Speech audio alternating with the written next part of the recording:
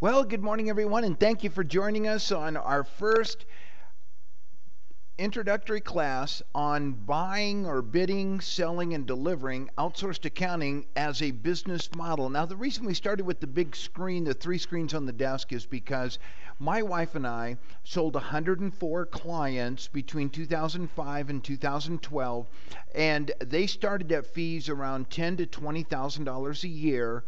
We worked the business out of the house. My wife didn't actually do any of the real work, but the reason we were successful is because we painted a giant picture to the client on what would happen if they stopped focusing on small details and worked on the big picture.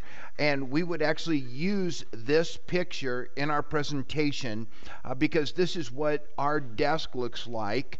We have one computer screen for production, one for marketing, one for finance, but we're painting a big picture so that we're not in there being compared to the bookkeeper. So what we're going to talk about in this training series is the process that we used to bid, sell, and deliver, setting up the accounting software the right way for our clients, and giving them weekly reports. We actually close our books every Friday.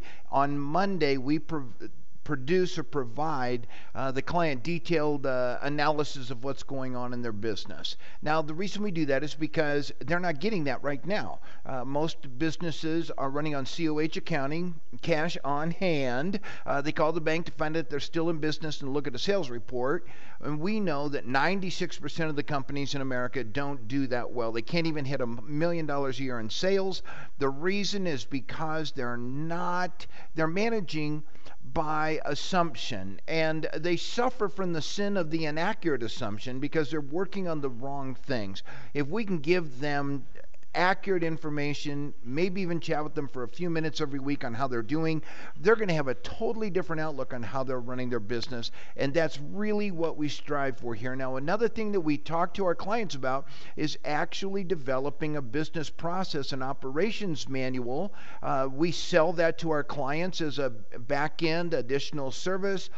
We're not going to get into that today. I just want you to know that we show this to the client so that they know that this is really a big deal, that I could really finally get my business squared away. I don't want them to look at outsourced accounting as a way to save $50 a week or $100 a week, because then I'm going to be competing with the fact that the bookkeeper that's sitting in the office can make coffee, that she answers the phone over lunch. We've got to really move the presentation up the food chain so that it's looking like it's a 35,000 foot aircraft. And of course, when we actually set up our operations manuals, we don't use them day to day in a paper format. We actually use them in an online system where data is available immediately. So let's start though with the accounting online. That'll be the process for today's presentation. What's the big picture of how it works?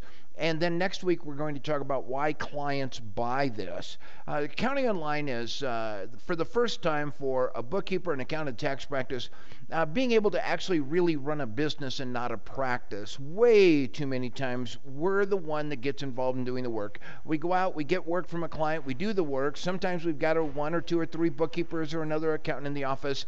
We delegate some of it to them, but the work keeps coming back to our desk. Well, that's plumb nuts.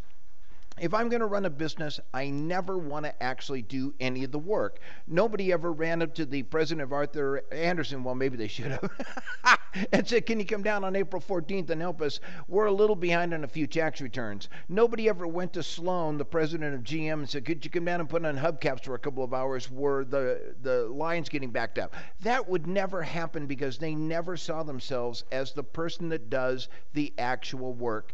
Now, and you're going to hear that over and over. We're going to plan every new client so you are not the one doing the work. Your job is to build relationships, innovate the way the company works, and to go out and help find the next really good grade A client. when I told you that our clients started in the 10 to 20,000 range, that's where they started. But when we sold the company last year, the accounting company last year, we actually had clients paying us between $65,000 and $125,000 a year to provide to them a business system that not only included the bookkeeping, but we actually threw a few other things into the model. But for the most part, they still saw us as their outsourced accountant. Now, and then the other thing I want you to do in this model is move your inside team to higher levels of responsibility. If you've got people working in your office and they're actually entering a bill, paying a bill, putting data into little blocks on the screen, this is a very poor use of the high cost of internal office staff.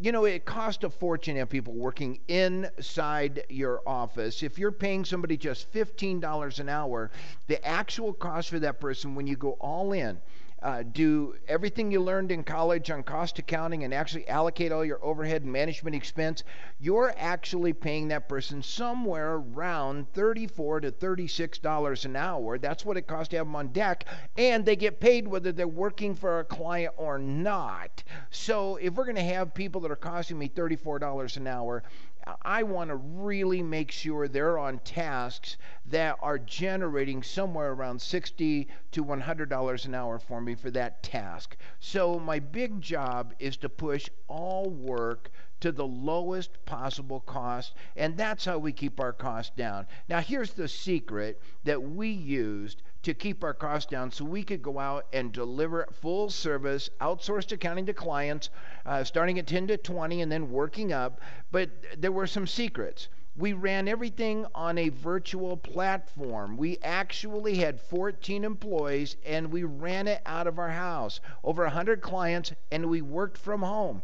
No one ever came to the house. We never met any of our employees. In the, 6, 7 years we had the company, the only time we ever met one employee is when they came to one of our conventions that we were doing in their local town. They stopped by to see who we were. That was it. We never met our employees. And they all worked part-time on a contract basis. In our hiring process, we asked them, do you do work for anyone else? And if they said yes, then we would bring them on. They used their equipment. They worked on their time schedule. They had other clients. We didn't dictate how they did the work, just what they were going to get done. And that gave us the ability to pay them as contractors. And we only paid for the hours that were actually getting work done. So there were no company birthday parties. There were no sitting around having coffee in the morning. Most business analysts on productivity say that the average 8-hour employee is working somewhere around 5 to 5.5 hours. The rest of the day is filled with slack. And we just never had that problem because we only paid for when they were actually doing work. And we built in systems so that we could make sure they were getting work done, that they were actually doing 10 transactions an hour if they were difficult, or 30 transactions an hour if they were the simple ones. And by that simple to difficult, we ran 4 levels of staff, from the very basic data entry all the way up to retired CPAs who worked out of their double wide in Florida. So we had 4 levels of staff, but we tried to push 80% of the work to the lowest paid person. These people, let me see, there we are. These people worked all over America. And we have 14 employees. We hired them using Craigslist. We did a standard background check. We gave them a small amount of work to start with. We would test them out for 2 or 3 days. If they weren't up to standard, then we just changed their password so they couldn't get into our online system, and PayPal'd them their final check. We even, since we have caller ID, we didn't even want to have a discussion about why we were terminating them. We just sent them an email, PayPal'd their check, changed the passwords. It was so easy to fire people that weren't cutting the mustard. And we didn't believe in second chances, to tell you the truth.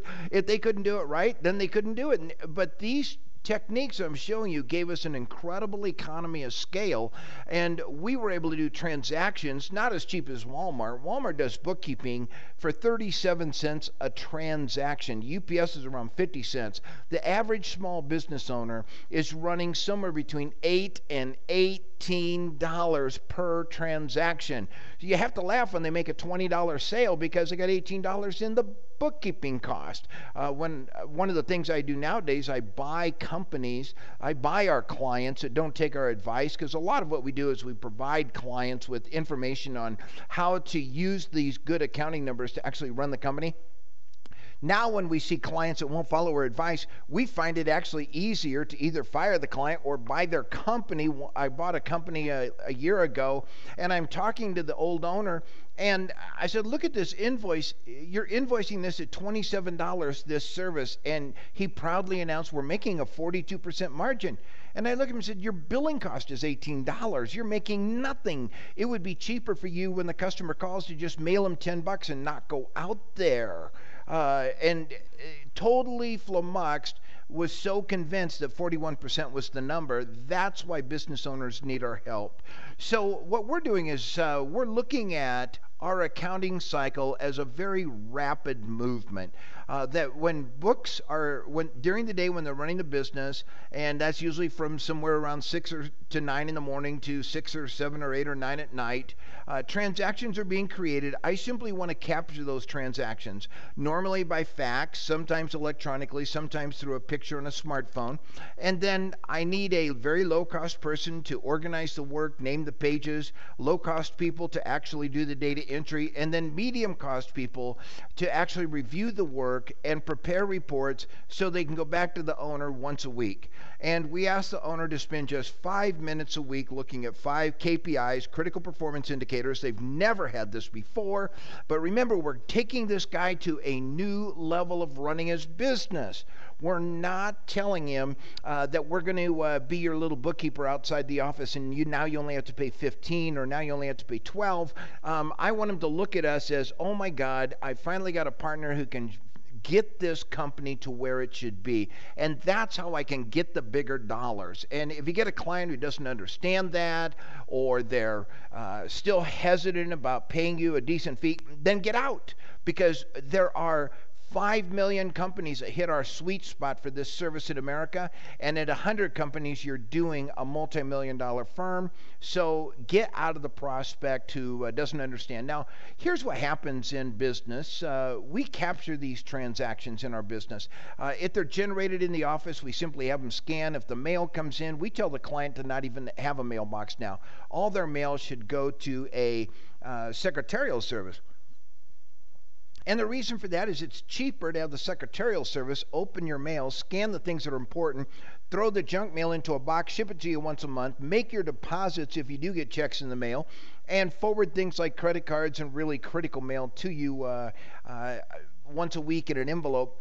But it's an irrational event in most offices when the mail comes, and you're far better off not to receive mail in your office.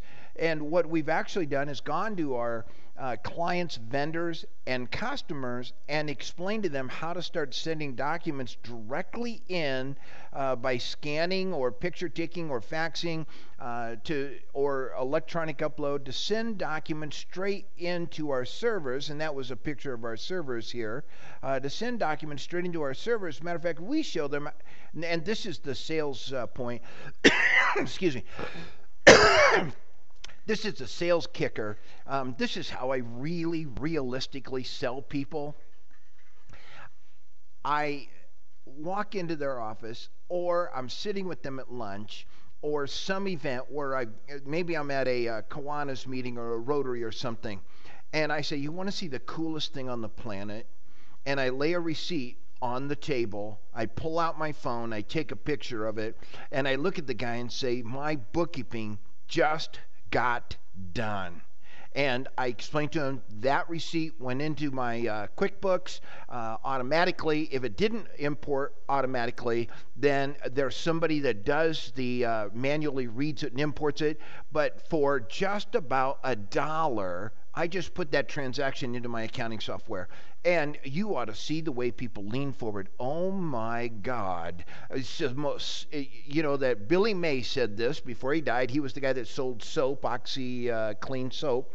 He said, if you can make a dramatic demonstration in the first 10 seconds, you've got them hooked and you can sell them. That's my dramatic presentation. I do this every day somewhere.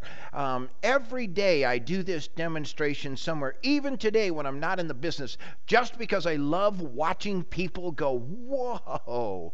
And so I was at a convention last week in Phoenix, and at dinner, I pulled out my phone and showed this to about 14 people sitting around the table, and all 14 passed me their card, said, I've got to see that. That's amazing. I could save a killing. So the secret to making this work is the multiple levels of task, of labor, and you're going to hear me talk about that for the rest of today. That's going to be what we're really on now for the rest of the morning. All documents are either automatically imported because of technology. The technology is available from several sources. I'll give you some examples over the next couple of weeks, but because today we're on the big picture, although if you would like to get started selling outsourcing today, pull that trick off right there and get the card. Say, I'll get back to you. I'm swamped. I don't have enough time to take on new clients right now, but isn't that really cool? So what happens is all source documents go to my lowest paid staff, and they do 80% of the work. Then all that work is reviewed by my bookkeepers. And remember, all these people work at home, and they all work in America right now. All of my employees doing bookkeeping for my companies, because I own 3 businesses that are each doing over $1 million in sales. And I have I have all American work at home bookkeepers doing this kind of tasking. My wife still manages it for me as she runs some of the businesses herself. So the documents go into the system, and they're either automatically imported or a person imports them, and then once that work is done, then the hairless guy in the bottom right, he would represent you. And he looks at the data and he explains to the client exactly what it means. Now, that does not look like my wife at all. She is not a balding old man. But we want to give this owner not only accurate information 24 hours a day, 7 days a week, but we want to tell him what the heck the numbers mean. Because when you just dump numbers on a client, they glaze over. 96% of the companies can't get over $1 million in sales because they commit the sin of the inaccurate assumption. And they're guessing on what works and what doesn't. They forgot what they did in the past that worked well. They get bogged down on details they shouldn't. The solution to all those business problems are buried in the numbers. I feel like Isaac Asimov writing a science fiction. It's all numbers. So this bottom-up process where we start with the lowest paid person, and they're at the bottom of the pyramid, and the first 2 levels of the bottom of the pyramid do 80% of the work. Then the last 20% gets done at the bookkeeping level, senior bookkeeping, and then where we go the extra mile is we then have the CEO, the CPA, the senior manager of the bookkeeping firm. It doesn't make any difference. You don't have to be a CPA to do this kind of work. I'm not a CPA, neither is my wife. We did several million a year doing this, so it didn't make any difference. What they wanted is give me answers on what's going on. Take my pain away. So this is the process we used, and we call this bottom-up delegation. Everything started at the bottom, and our lowest paid person did what they could. Now, here's why this worked. Because everything that happens in business generates paper. Even in our electronic life today, it's just an electronic piece of paper, either a task or an email or a PDF or something. Nothing happens in business that doesn't generate paper in 30 seconds. If somebody calls you with a schedule change, someone grabs a little pink piece of paper and leaves it on your desk. If a bill comes in the mail, you grab a blank check. If a customer walks in the door, you pull down an order blank. But everything generates paper within 30 seconds. If we can grasp that paper, if we can grab that paper and move it to our desk at that moment, then we can do their accounting for them far cheaper than they're doing it now, and do it far better. One of the reasons we can do it better is because we actually attach the instructions. You remember I chatted just a second ago about how we write systems and processes for our clients. We charge extra, but we write systems for our clients so that everyone's always following a flowchart and how you're supposed to get things done. And by doing this process, all that paper going into the bottom and then working its way up to the top, we're able to save ourselves an incredible amount of money because I'm driving work to the lowest paid person. Now, here's where it really gets exciting. When that work goes to the lowest paid person, not only am I paying them between $10 and $12 an hour, I'm not paying any overhead allocation with benefits, etc., and they are working in a paperless environment with dual monitors. All of our at-home workers have two screens. One shows the document, the other, because we're using a document management system. There are several of them out there. We'll talk about those later. So they're using two screens, looking only at screens, not touching paper. And what happens when when you go paperless is you can cut 25% of the time it takes to actually get work done. But there's a couple of other things we do to get that $10 to $12 an hour person compared to $34, $36 you're paying for that person in office. That $10 to $12 an hour person can actually get twice as much work done because they're paperless, they're not touching documents, and here's the total reason why is because each time they get a piece of work, let's say they're the lowest paid person on my totem pole, they can't do something, they don't fret, they just have one click and they delegate it up. And if my bookkeeper can't do something, it goes senior bookkeeper. She can't do something, it goes all the way to the advanced owner of the firm, and the advanced owner of the firm is the one who will have the relationship with the client. So doing these processes allows us to not only pay our staff less than half what it's costing you, we get our work done in half the time. That gives me an aggregate advantage of 75%. I have an aggregate advantage of 75% over you when it comes to offering outsourced accounting because our systems, and those are the exact systems that I'm going to show you how to implement and put into your business. Everything we're going to do over the next 3 or 4 months is going to be geared toward following a flow chart. What's the exact process for getting this done? And then I'll show you how to start working on things like setting up multiple monitors in your office, and we'll even go into how do I set up processes in my own company, and can I then turn around and offer that kind of service to my clients. And I got to tell you something, it is not unusual for an accountant. It's unusual for accountants. They don't really think about this that often, but there's a large number of people out there that go to their business owners and say, would you like us to help you with business process engineering? When we do it for a small business, we won't take any clients under $1 million in sales, but when we do it, we have a fee of $79,000. And we'll actually go in and set all of this up. Now, I used to do the bookkeeping. I don't do that anymore because my wife sold out because she wants to buy and sell companies now. That's what we do. But we still have this tremendous system that works where we go to these clients and say, not only are you going to get the money set up right, you're going to get weekly reports. We're going to show you how to run this company on a very methodical basis so that you know exactly what's going on. So that's what we have to look forward to. Now, you can ask questions at any time because tomorrow you're going to receive, either tonight or tomorrow, a link to a secret website where all of our resources, processes, and flowcharts for doing outsourced bookkeeping are posted, including these video clips. And then each week we're going to go over one more step in the business cycle and how outsourcing the accounting will allow you to bring this kind of service to your clients. So much bigger than having little Sally stop in twice a week and pay my bills. So much bigger. This is Casey Truby. I appreciate you being on today. Most of our classes will run between 20 and 30 minutes, and then what we'll do is dump the rest of the resource material onto your secret webpage so that you can go through it and start analyzing and delivering it. You can ask questions on your secret webpage, or you can send me an email at any time, and I'll be happy to answer that question. There's my address, caseytruby@msn.com. This has been class number 1. We're off to a fast start. I'm excited. The thing you can do today, the last word I'll leave you with. Okay, Casey, what do I do this week? What do I do this week? Go make some people slobber.